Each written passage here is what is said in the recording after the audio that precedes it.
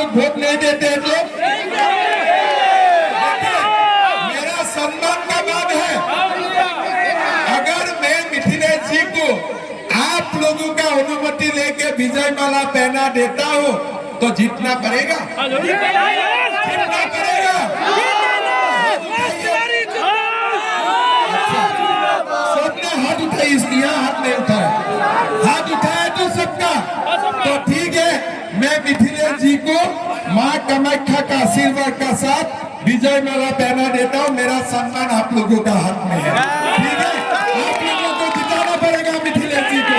बहुत बहुत धन्यवाद। जय हिंद, वंदे मातरम।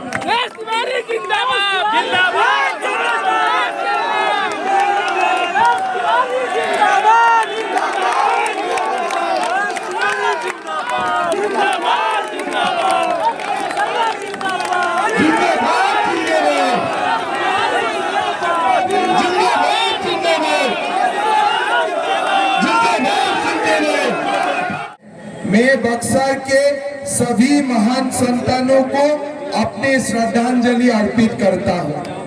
भाई और बहनों, मिथिलेश भाई चुनाव लड़ा है। बक्सर हमेशा बीजेपी को आशीर्वाद देते हैं। मेरा निवेदन होगा, इस बार मिथिलेश जी को आप लोग रिकॉर्ड वोट से जिताइए, पहले से भी ज्यादा वोट से जिताइए। मैं आप लोगों को ये रिक्वेस्ट करूंगा।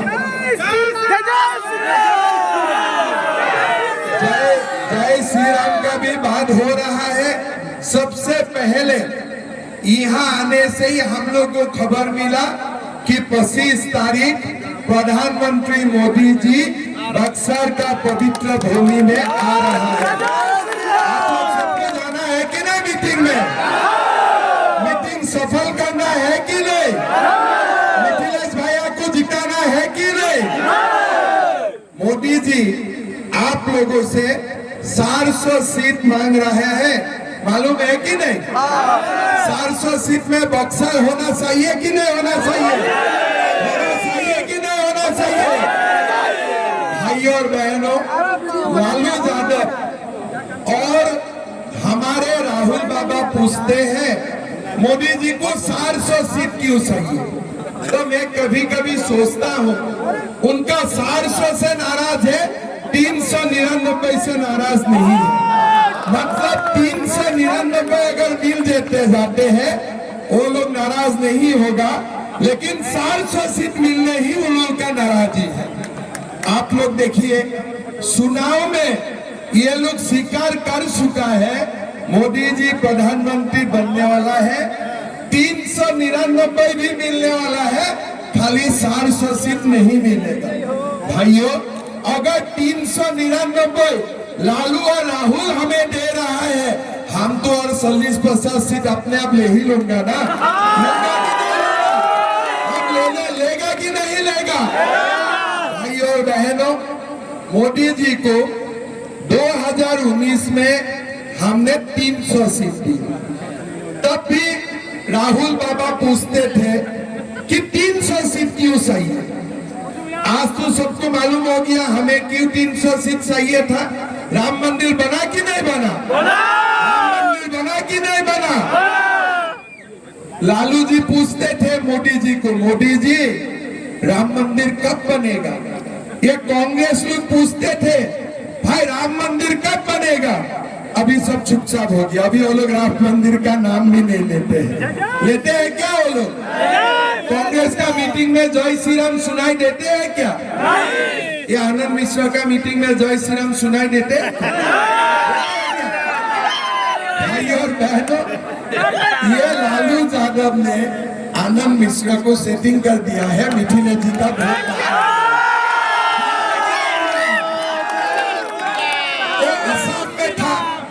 आसाम में था, मुझको बोला साहब मुझको VRS दीजिए, मैं बीजेपी को सेवा करने जा रहा हूँ।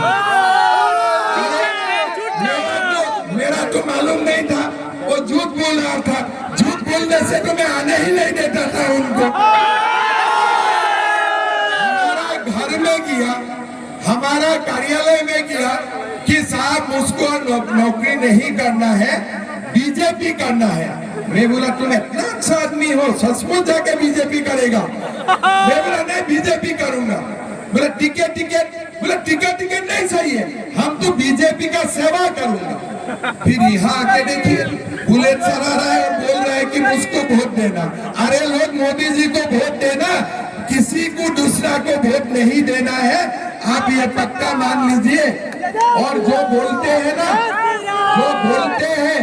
जो भी इस चुनाव में इंडिपेंडेंट लड़ता है, ये मालूम कर लीजिए, पक्का मान लीजिए, ये कांग्रेस और लालू यादव का सुपारी लेके लड़ रहा है। अगर कोई लड़का अच्छी लड़का होते थे, इंतजार करते थे कि मेरा भी नंबर आएगा, इंतजार करते थे। लेकिन जो इंतजार करने का भी उनका पेशेंस नहीं है, उनको पैसा कहाँ से मिल रहा है चुनाव लड़ने के लिए? आसाम में तो पैसा नहीं है, तो पैसा कहाँ से मिल रहा है? उनका भी फोन चेक करना चाहिए। तेजस्वी लालू से दिन में कितना बार बातें करता है। भाई और बहनों, हमें हमारा एक ही काम है चुनाव में, मोदी जी को जिताना है और 400 सीट देके जिताना है कि नहीं जिताना है? देखिए, मैं आप लोगों को बताना चाहता हूँ, राम मंदिर हो गया, लेकिन हमारे और काम बाकी है। कृष्ण जन्मभूमि बना क्या?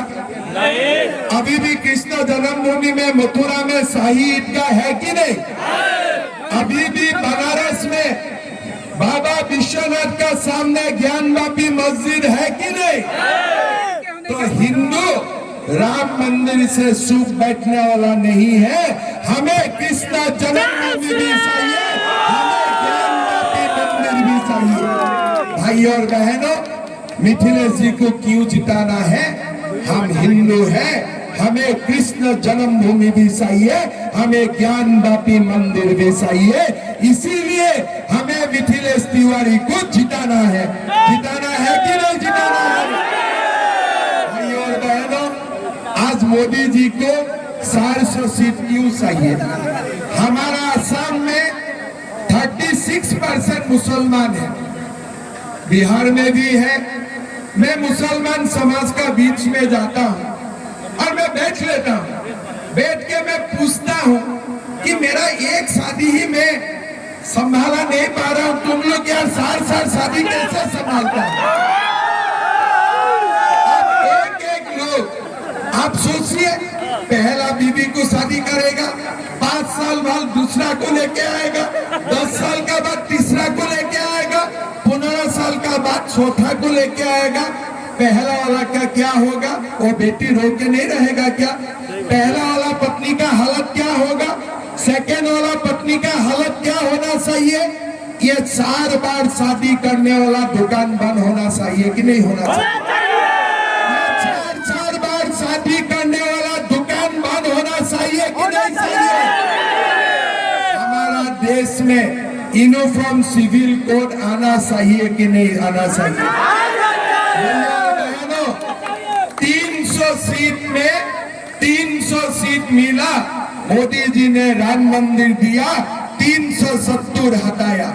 जब 400 सीट हो जाएगा ना, मोदी जी हमें कृष्ण जन्मभूमि भी देगा, काशी में ज्ञानवापी मंदिर भी देगा और देश में यूनिफॉर्म सिविल कोड भी लाएगा। ये भी मोदी जी करके दिखाएगा। भाई और बहनों, हमारा कश्मीर का जवाहरलाल नेहरू ने 2 टुकड़े किए, एक टुकड़े पाकिस्तान को दिए, एक टुकड़े हमारा हाथ में रहा। 1972 अभी मंगल पांडे जी हमारा सेना का बारे में बोल रहा था। 1972 में हमने पाकिस्तान को हरा दिया। पाकिस्तान का हजारों सैनिक हमारा हाथ में था। अगर इंदिरा गांधी बोलते थे ने कि कश्मीर को दो, तभी हम सेना को रिलीज करूंगा, पाकिस्तान हमें कश्मीर देने में मजबूर हो जाते थे। लेकिन इंदिरा जी ने ऐसा नहीं किया और उन्होंने हमारा सेना ने जीतने वाला जितना प्रिजनर्स ऑफ वार था सबको पाकिस्तान को बिना शर्त लौटा दिया। रिजल्ट क्या हुआ? आधा टुकड़ा कश्मीर पाकिस्तान में रह गया। आज क्या हो रहा है? पाकिस्तान, जो पाकिस्तान का हक में कश्मीर है, वहां डेली आंदोलन चल रहा है कि हमारा खाने के लिए रेशन नहीं है, हमारा मकान नहीं है, आवास नहीं है, हमें या तो आजादी दो या तो हमें भारत आने का इजाजत दो। भाइयों और बहनों, मैं आप लोगों को बोलना चाहूंगा, एक बार मोदी जी 400 सीट पार कर लेते हैं ना, पाकिस्तान में जो कश्मीर है वो भी हमारा हो जाएगा। ये भी भाइयों और बहनों, हमारा देश अभी जगह है। मैं 3 दिन पहले मैं रांची में था। मैं रांची में बोला था कि भाइयों और बहनों, अभी हिंदू जगह है, हिंदू को ठंडा मत करना। अभी हिंदू को नया शक्ति मिला है, हिंदू का शक्ति में पानी डालने वाला काम मत करना। हमें 400 सीट देना और हमें कश्मीर को भी भारत में लाना। ये नया भारत का संकल्प है। भाइयों और बहनों, बहुत दिन का बाद हमारा देश में हिंदू जाग उठा है। आज जहां भी आप जाते हो सुनाई देते हैं जय श्री राम। ये हमारा हिंदू को जगवाने का काम किसने किया? मोदी जी ने किया। हमारा हिंदू सो गया था, कांग्रेस और लालू यादव ने हमारा हिंदू को सुलवा दिया था कि बेटा तुम लोग सो जाओ, हम लोग राज करेगा। लेकिन मोदी जी ने आज दूसरा पार्टी को सुलवा दिया और हिंदू को पूरा जगा दिया। जय जय श्री राम का ध्वनि सुनाई देते हैं। मैं बिहार आने का पहले मैं ऐसे गूगल देख रहा था, एक लालू यादव जी का स्टेटमेंट मिला कि मुसलमान को रिजर्वेशन देना चाहिए। अरे बेटा, क्यों रिजर्वेशन देना चाहिए मुसलमान को? कारण क्या है? अगर मुसलमान को भी रिजर्वेशन देते हो तो हिंदू को भी तो रिजर्वेशन देना पड़ेगा ना। लेकिन हम हिंदू ने क्या बोला?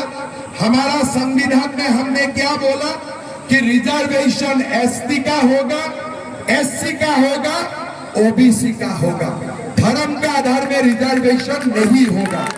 लेकिन आज कांग्रेस और लालू यादव क्या कर रहा है कि सरकार बनेगा तो हम मुसलमान को रिजर्वेशन देंगे।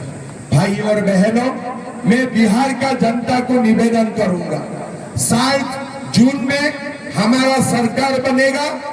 थोड़ा सा पैसा इकट्ठा करके लालू जी को एक प्लेन का टिकट बना दीजिए पाकिस्तान का।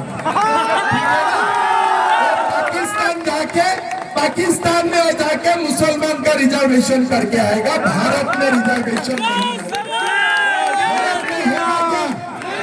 भारत में होगा क्या? तो लालू यादव को मैं बताना चाहता हूँ, आपको मुसलमान को रिजर्वेशन देने का इतना शौक है तो थोड़ा सा पाकिस्तान चला जाओ, उधर में रिजर्वेशन देके आ जाओ, हमारा कोई आपत्ति नहीं है। पाकिस्तान में अगर रिजर्वेशन होता है तो हमारा तो कोई आपत्ति नहीं है ना, हमारा कोई आपत्ति नहीं है ना। तो लालू यादव को 5 जून का सुबह का एक हवाई टिकट कर दीजिए और पाकिस्तान जाके रिजर्वेशन करके चला आएगा। भाई और बहनों, आज हमारा देश का बहुत बड़ा लक्ष्य है। हमारा देश विश्व का 5वां अर्थनीति बना। हमारा देश मोदी जी का नेतृत्व में ही हमारा देश विश्व का 3य अर्थनीति भी बनने वाला है। भाई और बहनों, आपने देखा होगा थोड़ा दिन पहले हमारा कांग्रेस का महाराष्ट्र में एक प्रेसिडेंट है, उनका नाम है नाना पटोले। उन्होंने क्या बोला कि कांग्रेस सरकार आएगा तो हम राम मंदिर का शुद्धिकरण करेंगे। मतलब अब देखो, अभी भी वो लोग राम मंदिर का पीछे है। वो लोगों का अभी भी ध्यान में आया नहीं है कि बाबरी मस्जिद का जगह में राम मंदिर बन चुका है। मैं ये नाना पटोले को मैंने पूछा, भाई सोनिया गांधी का धर्म क्या है? तुम्हारा कांग्रेस प्रेसिडेंट सोनिया गांधी का धर्म क्या है? और हिंदू है कि क्रिश्चियन है? पहले ये हमें बता दो। उसका बाद सोनिया गांधी को राम मंदिर जाने का अधिकार है कि नहीं, उसका बाद हम लोग अभी जनता देते हैं लेकिन भगवान नहीं देते हैं। हम तो लालू यादव को बुला लिया था कि राम मंदिर का प्राण प्रतिष्ठा में आ जाइए। हमने खड़गे को भी बुला लिया था, आप राम मंदिर का प्राण प्रतिष्ठा में आइए, लेकिन राम लाला का शिकार नहीं था। बोले पापी मेरा पास आना नहीं चाहिए। उनका बुद्धि भ्रष्ट कर दिया, उनका बुद्धि भ्रष्ट कर दिया और वो राम मंदिर का निमंत्रण रिजेक्ट कर दिया। लेकिन वो रिजेक्ट नहीं किया, राम लाला ने ही उनका दिमाग में बुद्धि डाल दिया कि तुम लोग पापी हो, तुम लोग मेरा मंदिर में आना नहीं चाहिए। भाई और बहनों, बीजेपी बोलते हैं कि हमें मथुरा में मंदिर बनाना है, काशी में मंदिर बनाना है। लालू यादव बोलते हैं कि बीजेपी का काम मंदिर ही बनाना है क्या? अरे भैया, हमारा जो मंदिर है ना, वो हमारा आस्था भी है। और साथ साथ एक बात आप लोग सुन लीजिए, भारत का हिंदू का मंदिर में जितना लोगों के लिए रोजगार देते हैं ना, इतना रोजगार सरकार भी नहीं देते हैं जितना हमारा हिंदू का मंदिर लोगों का रोजगार का व्यवस्था करता है। राम मंदिर बना, कितना लाख लोगों को आज रोजगार मिल रहा है। मेरा सब में कामाख्या मंदिर है, कितना लोगों को रोजगार मिलते हैं। तिरुपति में तिरुपति मंदिर है, कितना लोगों को रोजगार मिलते हैं। माता वैष्णो देवी का मंदिर है, माता वैष्णो देवी का मंदिर में कितना लोगों को, हमारे लोगों को आज जीविका मिलते हैं। गया में कितना लोगों को जीविका मिलते हैं। हमारा हिंदू का मंदिर जितना लोगों को जीविका देते हैं, भारत सरकार भी इतना लोगों को जीविका नहीं देते हैं। ये बात हमारे ध्यान में होना चाहिए। लालू जी बोलते हैं कि मंदिर क्यों बनाता है, मंदिर बंद हो जाएगा तो कितना करोड़ों लोग बेरोजगार हो जाएगा, ये तुम्हारा दिमाग में नहीं घुस सकता है। मस्जिद रोजगार नहीं देते हैं, गिरजा रोजगार नहीं देते हैं, लेकिन हमारा हिंदू केदारनाथ, बद्रीनाथ, वैष्णो देवी, माँ कामाख्या, गया, अयोध्या सब मिलके करोड़ों लोगों को रोजगार भी देते हैं। हमारा भगवान हमें आध्यात्मिक सुख शांति भी देते हैं और रोजगार भी देते हैं। इसीलिए हम हिंदू हैं और इसीलिए हम हिंदू रहेगा। भाई और बहनों, आज आप लोग देखिए, हमारा सरकार का संसाधन संपत्ति कहाँ जा रहा है। मैं जब असम का मुख्यमंत्री बना तो मेरा पास एक फाइल आया, एक अधिकारी आया, बोला साहब ये फाइल में दस्तखत कीजिए। मैं बोला क्या है फाइल में? बोला साहब मद्रासा टीचरों का सैलरी देना है। मैं बोला मद्रासा का मतलब क्या है? बोला साहब आप मद्रासा का मतलब नहीं जानते हैं? बोला मैं नहीं जानता हूँ, मुझे बताओ। बोले नहीं साहब, जो मद्रासा है, मैं बोला जो मोल्ला बनाता है वो मद्रासा? बोला हाँ साहब, जो मोल्ला बनता है। मैं बोला मोल्ला बनवाने का काम सरकार का है क्या? मैं बोला आज ये दुकान बंद करो, मोल्ला बनने वाला। उसको बोला साहब बड़े बवाल हो जाएगा। मैं बोला छोटे मोटे बवाल होने दो, मैं संभाल लूंगा, लेकिन आज से मद्रासा बंद करो। हमारा असम में हम 700 मद्रासा बंद कर दिया, एक भी लोगों को हल्ला करने के हिम्मत नहीं। भाई और बहनों, आज आप लोग देखिए, यही हमारा जो संपद है। आज कांग्रेस क्या बोल रहा है कि हमारा संपद का 15% हिस्सा हम मुसलमान को देना चाहिए। हमारा बजट का 15% हम मुसलमान को देना चाहिए। लेकिन मोदी जी क्या बोल रहा है? कोई हमारा बजट का 15%, 20% नहीं होगा, 100 की 100% गरीब को देना चाहिए, गरीबों के लिए खर्चा करना चाहिए। आप लोग बताइए, हमारा बजट का 100% गरीब के लिए खर्चा करना चाहिए कि नहीं चाहिए? चाहिए कि नहीं चाहिए? लेकिन लालू यादव, तेजस्वी और राहुल बाबा को आप लोग कुर्सी दे देता है ना, तो लोग सारे बजट एक ही समुदाय को देके खाली कर देगा, हमारे लिए कुछ भी नहीं रहेगा। भाई और बहनों, ये मिथिलेश जी का चुनाव नहीं है, ये चुनाव हमारा है।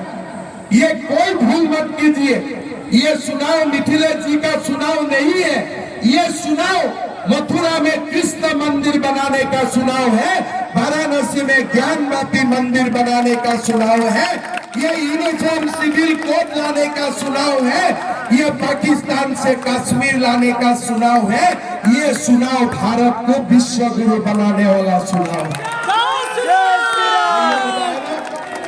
हमें बतवाने का कोशिश होगा, हमको बात बतवाने का कोशिश होगा, लेकिन हम खाली एक ही चीज को देखना है कि हम लोग मोदी जी को 400 सीट देना है और साथ में जय जय श्री राम का साथ में हमें कृष्ण जन्मभूमि भी बनाना है। यही संकल्प के साथ हमें कमल सिंह में वोट देना है कि नहीं देना है? भाई और बहनों, जब मोदी जी को 300 सीट मिले थे, वो समय मोदी जी ने बस्तर का 44,000, कुमूर जिले का 61,000 और रोहतास जिले के 80,000 लाभार्थियों को पक्का घर देने का काम किया। जब 300 सीट मिले थे, जब 300 सीट मिले थे, तो मोदी जी ने बक्सर जिला का 1.5 लाख लोगों को, कुमूर जिले के 1,26,000 लोगों को, रोहतास जिला के 3 लाख, रोहतास जिले के 3,88,000 लाभार्थियों को आयुष्मान भारत कार्ड देने का काम किया। जब मोदी जी को 300 सीट मिले तो बक्सर की 2.5 लाख, कुमूर की 2,23,000 लाभार्थियों को गरीब कल्याण अन्न योजना में चावल देने का काम किया। ये कब किया? जब 300 सीट मिले थे। 400 सीट मिलने से दुगुना होगा कि नहीं होगा? 400 सीट मिलने से दुगुना होगा कि नहीं होगा? और अभी मिथिलेश जी क्या बोल रहा था? बक्सर को मैं काशी बना के रहूंगा, वाराणसी बना के रहूंगा, बोला है कि नहीं बोला है? अभी मोदी जी 25 तारीख आएगा ना, मैं भी जब मोदी जी को मिलूंगा, मैं मोदी जी को बोलूंगा कि मिथिलेश जी ने संकल्प लिया है, आप मोदी जी मिथिलेश जी को मदद कीजिए, हमें बक्सर जिला को, बक्सर को हमें विकास का गति में आगे ले जाने का है। भाई और बहनों, एकदम भूल मत करना, वोट बीजेपी को देना, मिथिलेश जी को देना, मोदी जी को देना। हिंदू को अभी ठंडा होने का समय नहीं हुआ, हिंदू को ठंडा होने का समय नहीं हुआ है। हमें मोदी जी का नेतृत्व में कम से कम और 10 साल और जाके आगे काम करना पड़ेगा और देश में हमारा जो एजेंडा है इसको पूरा लागू करना पड़ेगा। पड़ेगा कि नहीं पड़ेगा? पड़ेगा कि नहीं पड़ेगा? तो लोग बोलते 10 साल हुआ, 10 साल में थकना नहीं है। मुगलों ने हमें 500 साल शासन किया, 500 साल शासन किया। मोदी जी तो खाली 10 साल शासन किया। मोदी जी को आगे 10 साल देना है, बीजेपी को 50 साल देना है कम से कम। बीजेपी को कम से कम आगे जाके 50 साल देना है। भाई और बहनों, चुनाव का दिन कमल का सीन में वोट देना है, मिथिलेश जी को वोट देना है। और बाकी यहाँ जो आनंद मिश्र घूम रहा है ना, चुनाव के बाद मैं उनको दोबारा आसाम में बुला के ले जाऊंगा। जो करना है उधारी करो, बिहार जाके डिस्टर्ब मत करो। आसाम में तुम्हारा बीवी घर है, मैं आसाम में तुमको ले जाऊंगा। उधारी रहो, सुख में रहो। यहाँ में बीजेपी को डिस्टर्ब करने के लिए यहाँ बक्सर में घुमा घूमी मत करो। ये मोटरसाइकिल चलाने वाला हमें लोग नहीं चाहिए, हमें कश्मीर भारत में लेने वाला हीरो चाहिए। ये मोटरसाइकिल बुलेट चलाने वाला हीरो चाहिए कि मथुरा में कृष्ण मंदिर बनाने वाला लोग चाहिए? कैसा लोग चाहिए आप लोगों को? मिथिलेश जी को वोट देगा ना, तो क्या मिलेगा? हमें सब कुछ मिलेगा जो हमारा दिल में है। 3 लाख पार। और जो लोग आनंद मिश्र को वोट देगा ना, खाली सपना में बुलेट का खाली सभी ही दिमाग में आएगा कि बुलेट हम देखा था, आगे कुछ नहीं होने वाला। भाइयों और बहनों, बिहार का उन्नति के लिए, बक्सर का उन्नति के लिए, हमारा हिंदू समाज का, हमारा भारत वर्ष का कल्याण के लिए हमें मिथिलेश तिवारी को जिताना है। जिताना है ना? जिताना है कि नहीं? सबको जिताना है। तो मेरा साथ बोलिए, भारत माता की, भारत माता की, नरेंद्र मोदी, नरेंद्र मोदी, मिथिलेश तिवारी, मिथिलेश तिवारी। बहुत बहुत धन्यवाद। मैं एक बात से समाप्त करता हूँ। ये तो बक्सर में आ गया, आज चुनाव का समय है। चुनाव का बाद आप लोग कभी आसाम आइए कामाख्या माँ का दर्शन के लिए, ठीक है? और जब भी आप लोग का आने का मन होगा, मेरा फोन नंबर मिथिलेश भैया का पास है। आप लोग गुवाहाटी पहुंचने का बाद आप लोग मेरा गेस्ट हो जाएगा, ठीक है? और साथ में मेरा एक निवेदन है, अभी आसाम में मैंने एक स्कीम शुरू किया हूँ कि 1 लाख लोगों को अयोध्या में राम मंदिर दिखाने के लिए सरकारी खर्चा में हम लोग लेके जाएगा।